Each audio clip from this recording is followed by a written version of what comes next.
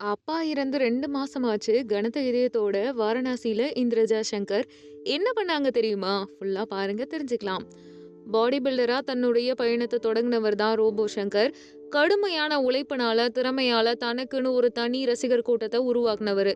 சின்ன திரையில தன்னுடைய திறமைய நிரூபிச்ச ரோபோ சங்கர் என்ன பண்ணியிருக்காருன்னா, சினிமால பல முன்னணி நடிகர்களுடைய படங்கள்ல நடிச்சிருக்காரு.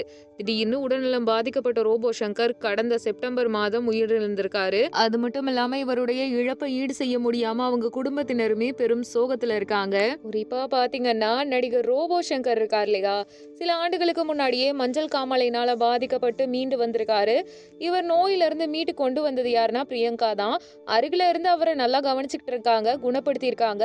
மகள் இந்திரஜாவுடைய திருமணத்தை கண் குளிர பார்த்து பேரனையும் கையில் எடுத்து கொஞ்சிருக்காருன்னே சொல்லலாம். ரோபோ சங்கர் செப்டம்பர் மாதம் பாத்தீங்கன்னா ஷூட்டிங் ஸ்பாட்ல மயங்கி விழுந்திருக்காரு. ரத்த வாந்தி எல்லாம் வந்திருக்கு. சோ தீவிர சிகிச்சை அவருக்கு கொடுத்திருக்காங்க. மருத்துவமனை தகவல் படி என்ன சொல்றாங்கன்னா, அவருடைய இறப்ப குடல்ல ஏற்பட்ட ரத்த கசிவு தான், அது மட்டும் இல்லாம பட உடல் உறுப்புகள் செயலிழந்ததும் காரணமா இருக்குன்னு சொல்றாங்க. உடல்நிலை தொடர்ந்து மோசமா இருக்க நிலையில தான் உயிரிழந்திருக்காரு.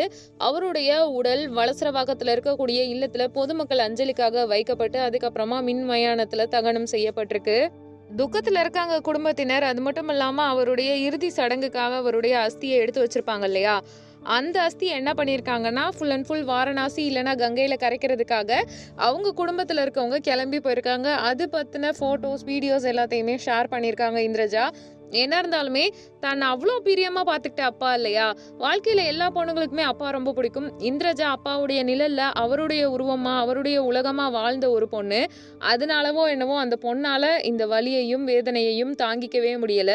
தான் முன்னேறி வர சமயத்துல இந்திரஜாவும் முன்னேறி வரணும் யோசிச்ச ஒரு நபரும் கூட அவரு. ஸோ இதை பத்தி நீங்க என்ன நினைக்கிறீங்க அப்படின்றத கமெண்ட் பண்ணுங்க. நம்ம சேனலை லைக் பண்ணுங்க, ஷேர் பண்ணுங்க, சப்ஸ்கிரைப் பண்ணுங்க.